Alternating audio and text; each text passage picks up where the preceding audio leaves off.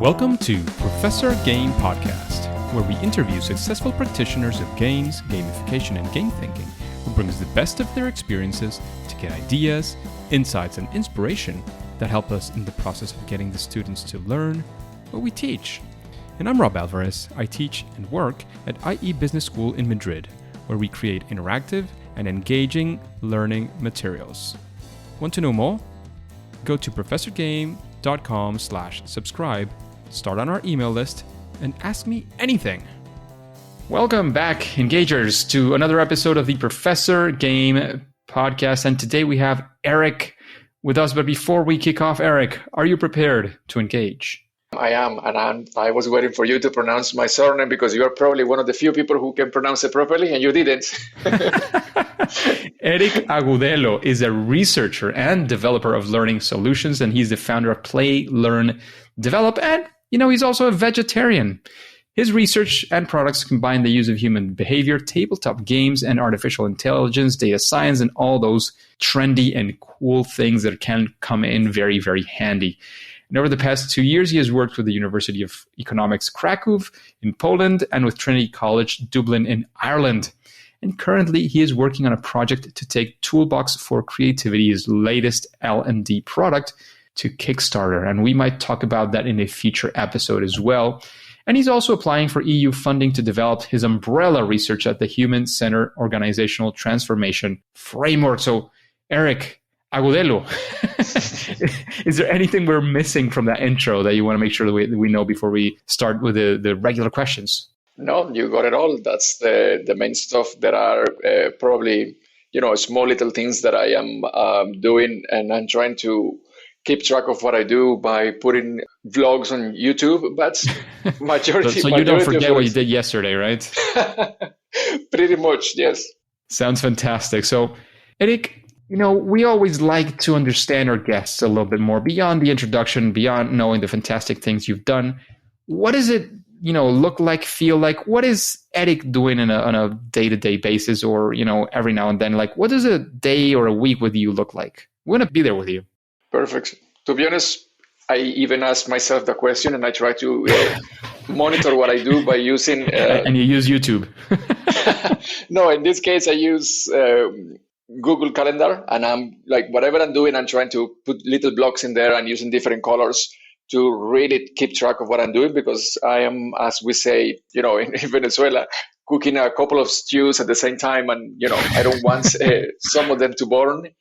And so what I do is, in the morning, I look at my calendar, if I have any calls, if I have any meetings, and then I try to organize my day. As you mentioned, I'm running this Kickstarter.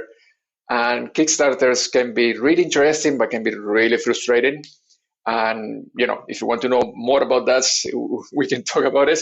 But so I need to put the activities in the calendar for the Kickstarter. And at the same time, I'm running a couple of kind of interviews, talks to primarily people in Ireland. And this is because of the partnership with Trinity College. And what we're doing is we are looking for people who are willing to test this human-centered organizational transformation framework that you mentioned. So it requires a lot of conversations, a lot of creating documents, sharing with them, infographics, and, so that's pretty much what I'm doing at the moment. And I try to put it in my calendar, and I try to stay focused, because otherwise time flies. Yes, it does. And there's the... I forget that it's like Murphy, but it's not Murphy's. Maybe it is Murphy's law that, tasks expand as much as you give them time to expand. So you give them 5 hours, it takes 5 hours. You give them 3 hours, it takes 3 hours. So it's the time boxing is a very interesting technique I've been hearing a lot of lately. And it seems you are applying it, cutting edge technology in that sense. Out of desperation, yes. So as you mentioned, Erik, you are also from Venezuela, but you're also Irish. Is that correct? That is correct. I was born in Venezuela. I lived there until I was 18, 19, I believe, and moved to Ireland. And I lived there. I was working, studying. I blinked, and 17 years passed. And in this period, I became Irish, yes. Interesting profile, and interesting. And now you're in Poland, which is where I was getting to as well, because as you know, I'm from Venezuela. My mom is Polish, so I'm also technically Polish. And there's, these strange links that you find with people around. And since we met I think it was originally in a gamification Europe, is that correct? That's when we met face to face, but I believe we started talking because I saw your profile and it was really interesting. We had a call, if I remember well, to talk about, using games in education and, stuff like this. Yeah. No, I never talk about that. Interesting. So, Erik, now we know, what you do, what's your day-to-day. Now we want to go sort of into the deep questions, right? So the first one is about a fail moment or a first attempt in learning. We want to, know which is your favorite, or one do you feel you learned from the most. We want to be in that story. We want to, sort of go to the ground level with you, feel the pain and then feel, what were those lessons? What would you do differently, or how you got out of that failure? Okay, so that is something quite fresh. It's happening right now. And, so this partnership that I mentioned with Trinity College, and I probably spoke quite a lot about this in the intro. And what I realized is that I didn't mention the word games or gamification. And perhaps this is because I'm training myself sometimes not to use these words. And this is the thing that is frustrating me at the moment. I'm taking the research. The research combines artificial intelligence, human behavior, data science, and active learning, aka, serious games, gamification, and all of this.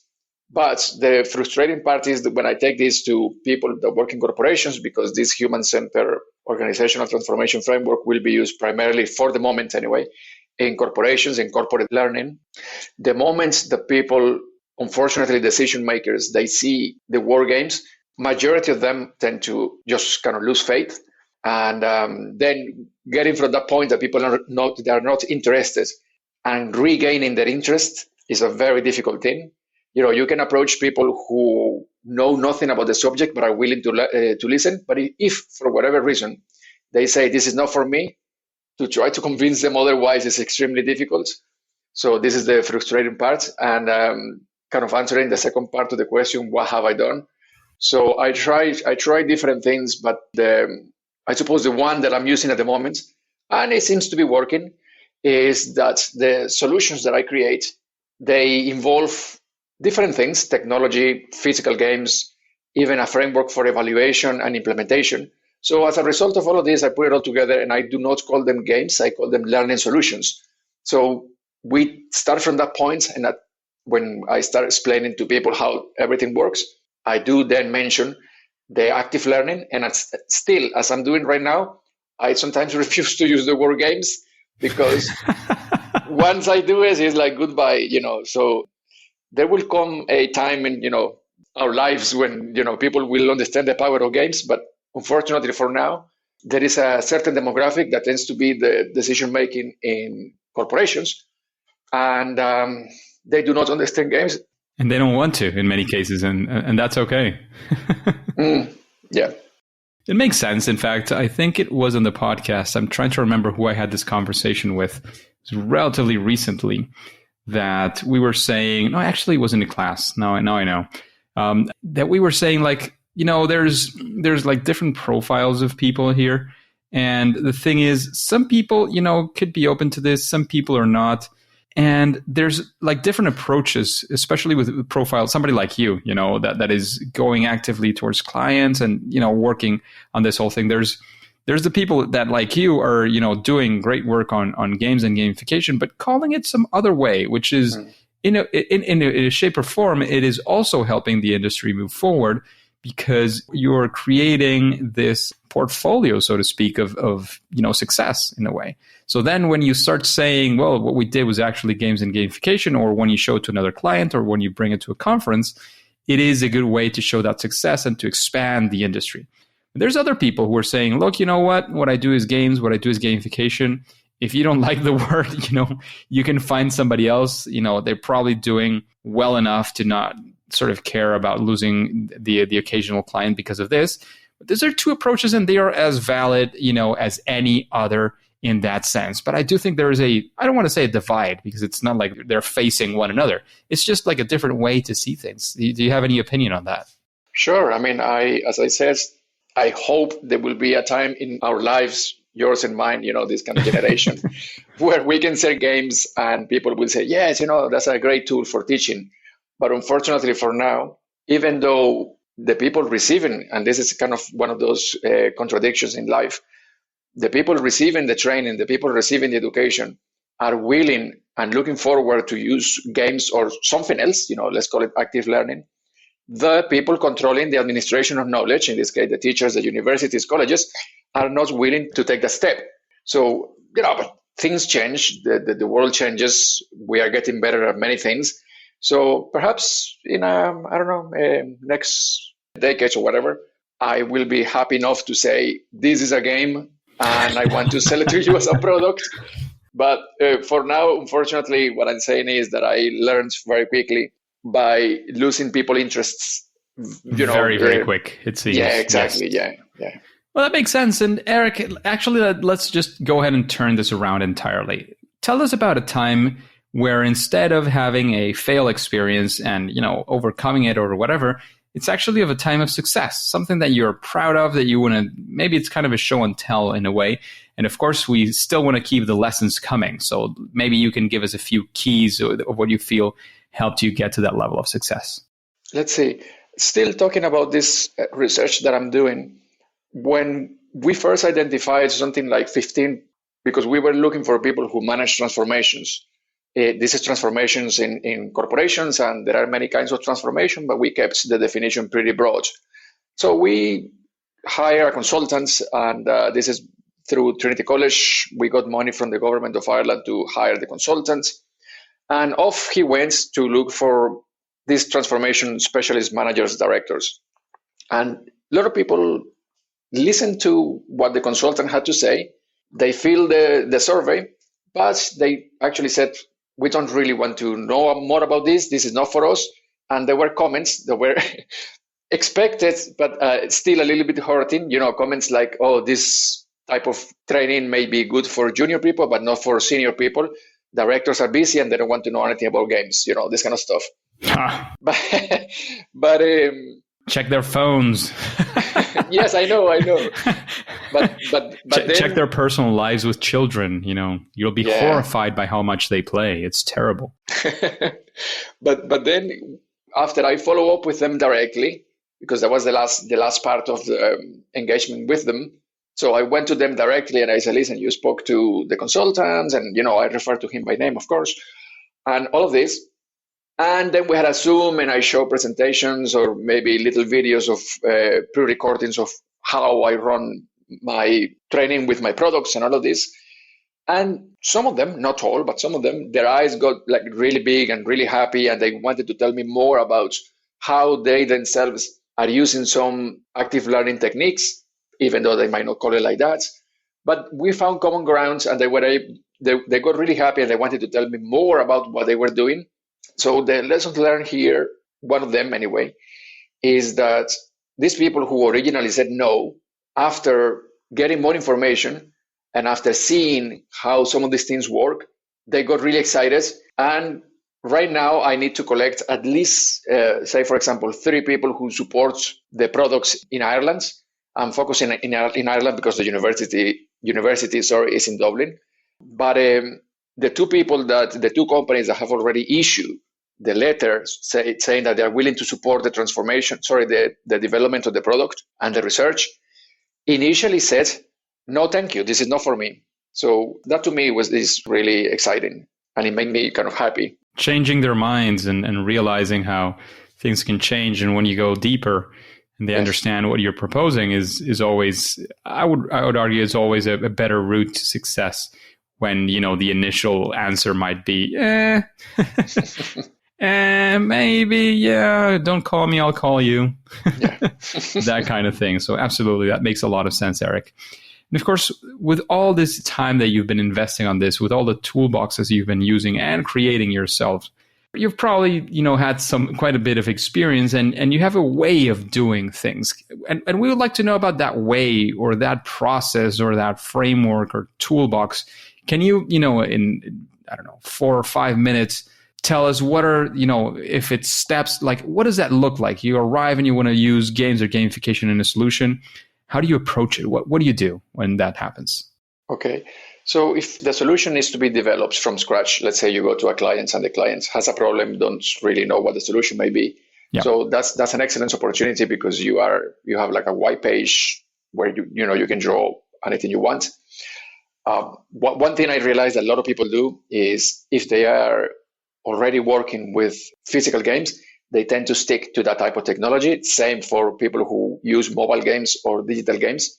So one of the first things that I noticed was that, and I decided technology, the shape of the game is a tool that you use to solve a problem, but it shouldn't be the main avenue that you take for every single problem that you encounter in your life. So I took that idea and I put it like right into the first page of whatever I'm doing. And I try to even combine physical games with digital technologies or vice versa, digital games with physical technologies, not to stick to one single type, as I said, of delivery method. So that's something that I really kind of push further in the research, and I call it hybrid games.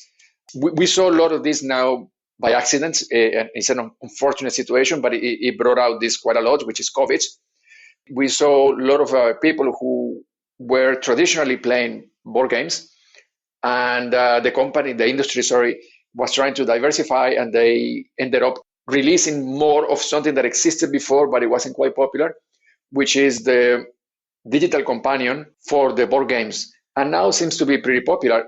Something else that also was pushed further as a result of these restrictions introduced by COVID was tabletop simulator. So you can play your favorite games with the person you're wanting to play, or with total strangers, which is actually a really nice, interesting experience.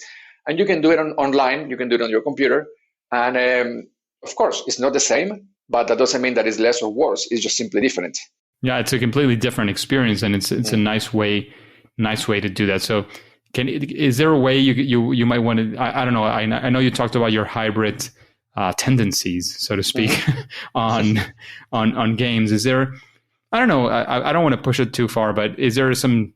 I do this, then this, and then that, or is it complete? Maybe it's completely freestyle, so to speak, and you just sort of do it on the go. I just wanted to dig a little bit deeper, if possible. Sure, but I mean, I try to use the technology not so much at the beginning.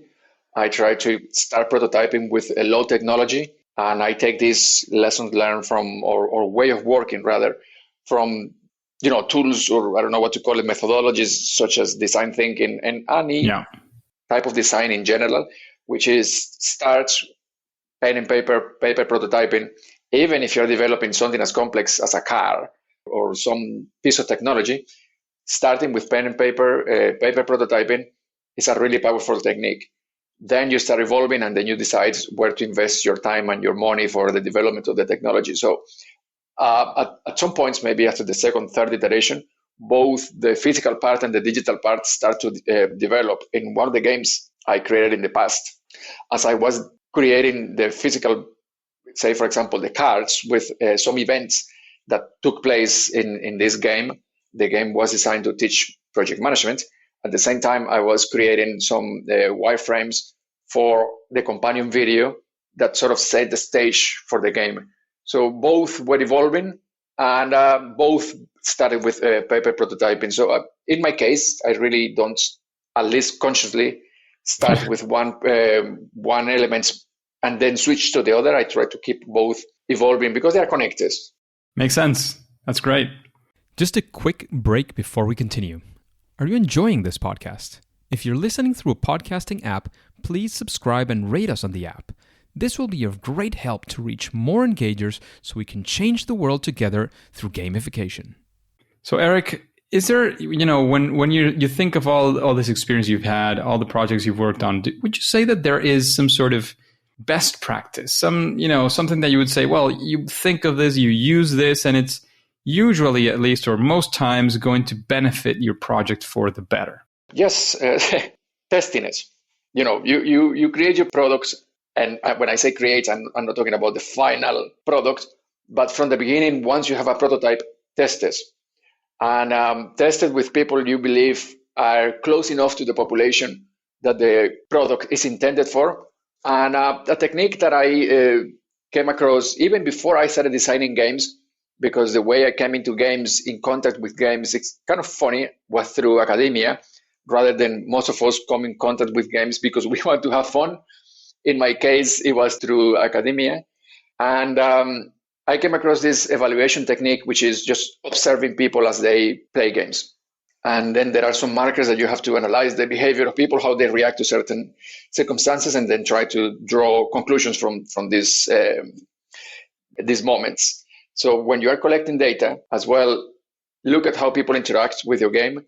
There are different stages of testing, but even from the beginning, as I said, once you have an idea, and even if you put it on paper prototyping, you can still test that idea.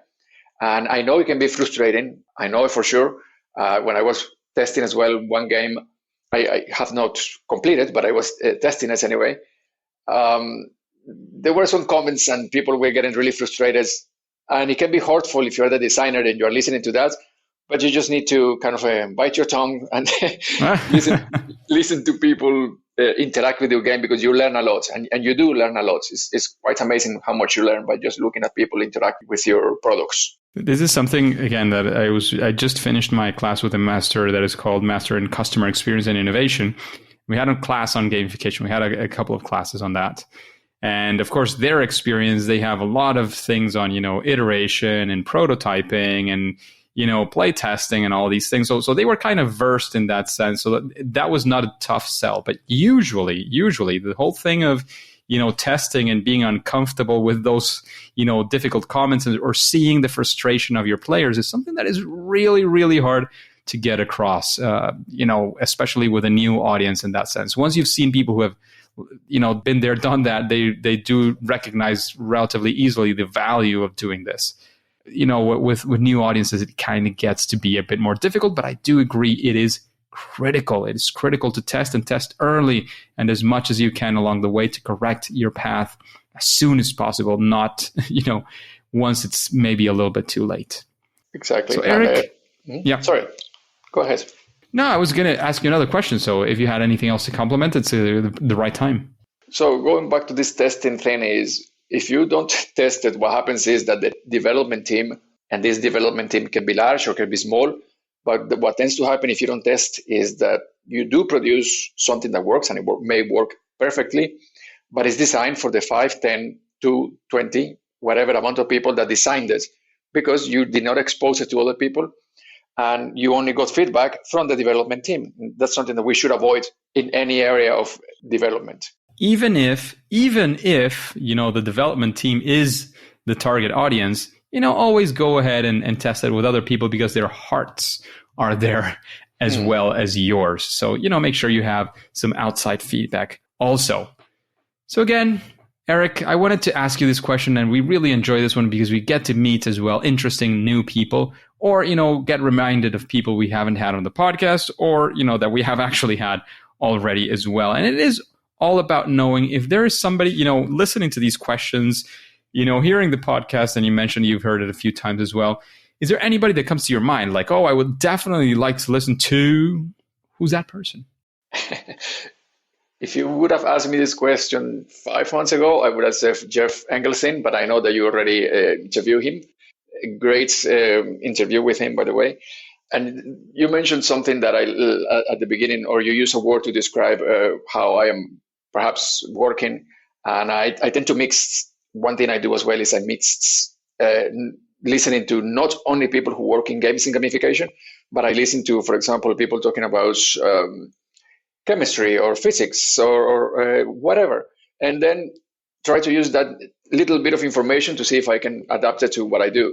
And on this topic of randomness, I would say that I would love if you could get Nassim Taleb in this show. I don't know if you have heard this name before. He wrote I'm not sure, but it sounds familiar. What's the name of the book? His most famous one is The Black Swan. Oh, yes, that's why. I haven't read it, but I've heard of it many, many times. It's super interesting. An interesting one. Comes completely sideways because I don't think his work is related to what we do in any way, but it could come as an interesting sideways, right? Exactly. That's what I'm saying. I read about 3 or 4 of his books. The last one, I think, is called Anti-Fragility. which is something that I quite use, lessons from his book I use in my work. He does not mention, to the best of my knowledge, anything about games, but I'm sure by listening to him, you are going to guess, if you manage to get him as well in the podcast, really useful stuff. Yeah, interesting perspectives at least. Definitely, for sure. So very interesting possible guest. And continuing that streak of recommendations, what book would you recommend this audience, the engagers, to read? And why, of course? Okay, so right now I'm actually reading a book by Jeff Engelson, and it's Game Tech. The book is amazing, and the book is actually based on a podcast, Ludology. The podcast is already on a 250th edition, but I started listening from the number 1, and I'm kind of from number 2, 12, 13, and they are super interesting. And the reason I'm moving so slowly is because every time I start listening to that, I get so into it, and then I start taking notes, and so I listen to the podcast, kind of going back, listen again, going back, listen again. And the book Game Tech is based on the little nudges of information, pretty much all of them based on science and mathematics and behavior, which Jeff specializes on, and is put in the book. Amazing. It's really, really fascinating. Interesting. Sounds like a fantastic book. I think Jeff mentioned that he was either working on it, had just launched it. That's a recent one from him. Is that correct? Or am I completely off the books? Game Tech is an old one. The one that he just released now is prototyping and testing your game. I think it's called like that. Yes, you're right. Completely right. Yes, absolutely makes sense. And I thought I had heard that one, but maybe it was because he mentioned it on some other capacity. Yes. And I mean, you probably remember him from his episode Engagers. He was a fantastic guest, so knowledgeable. He's also been, as you were mentioning on that podcast, Ludology, which he was leading at some point. I mean, he's absolutely fantastic. So no questions asked on how that book is probably going to be absolutely amazing. Exactly. And there is one book I want to buy, I haven't bought. And so if you want another recommendation for the listeners, sure, why not? Is a book by another super fascinating person, Daniel Kahneman, and the book is called Noise. So the previous one was like a super bestseller, Thinking Fast and Slow, and this one is called Noise. It's amazing. I haven't read it, but I think it's amazing. Yeah, it sounds like it. And, he has a pretty good track record on writing books and writing interesting stuff. Yes. Definitely. So it sounds like a very, very sweet recommendation. So, Erik, we talked about those recommendations, but we also want to know about you, What would you say is your superpower in this world of creating games and learning games and gamification? What would you say is that sweet spot, that thing that you do at least better than most other people? Well, something that I have for the past few years, at the beginning I was joking, but now it's kind of true, and I call it my superpower, is I have a few learning disabilities. One of them is dyslexia, and I sometimes need to read very, very slow. But because of reading slow, and it's not just me, of course, there's many people that need to read slow for whatever reason is, but reading slow brings you a different perspective on the material that you're reading. So brings you pause as well, right? Yeah, you see things that sometimes you do not see when you're reading fast, or when you're reading at, let's call it, the normal speeds for the average population, the average person in the population. Not necessarily rushing through, but let's say you read X amount of words per minute, and I read considerably less. So it's not fast or slow. My speed is different than yours, but because I need to kind of go back and forth sometimes. I heard this research as well that MI5 or MI6, I can't remember, in the United Kingdom, doing this program where they actually hire people specifically with learning disabilities and other forms of kind of, I don't know what to call it.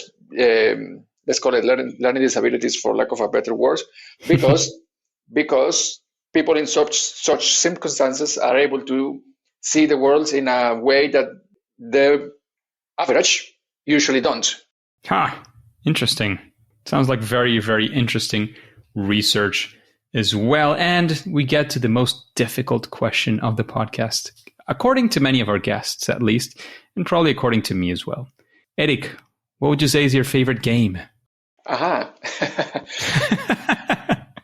I love Azul, Summer Pavilion. That's a game that I tend to recommend to quite a lot of people. It's easy to play, it's easy to learn. That's the important, because one of the reasons a lot of people don't play board games, I'm not sure this happens as well with digital games, but one reason people don't play board games is because they're afraid of the rules. The rules can be a little bit complicated sometimes. And that huge rule book. Yeah, I know. All that reading. Oh my goodness, that is terrible. Reading sounds like, a terrible thing. Exactly. So this game is super easy to learn, and you start playing it. And a couple of times I put it in front of people who literally told me, I hate board games.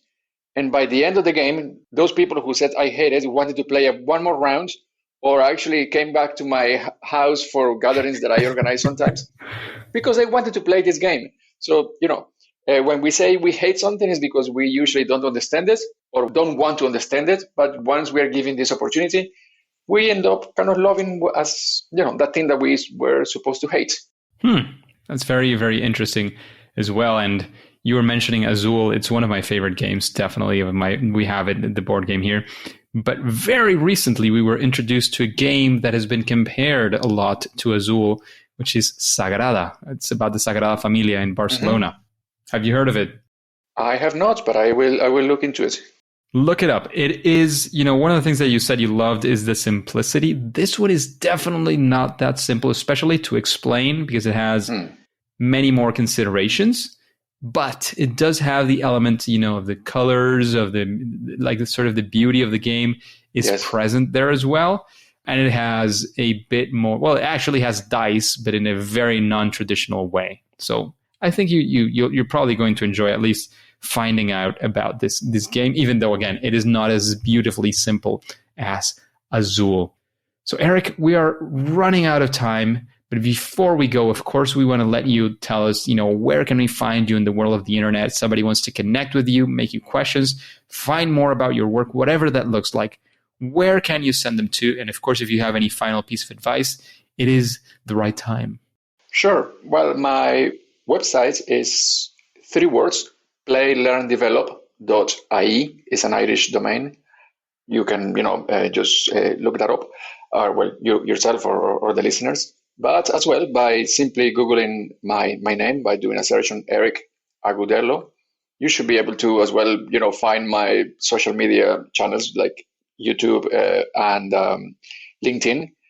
Yeah, I would say that those are the main ways to, get in touch with me. Absolutely. Some of those were as well the way in which we reconnected, because as you mentioned, we've met online, we've met face-to-face, we've done all the things in that sense. So Erik, thank you very much for, dedicating this time, investing this time in the engagers, sharing your experience, your knowledge, and all of these topics that we've been discussing. However, at least for now and for today, it is time to say that it's game over. Hey, engagers, thank you for listening to Professor Game Podcast, and I hope you enjoyed this interview with Erik. Do you have any questions that you would like to ask any other future guests?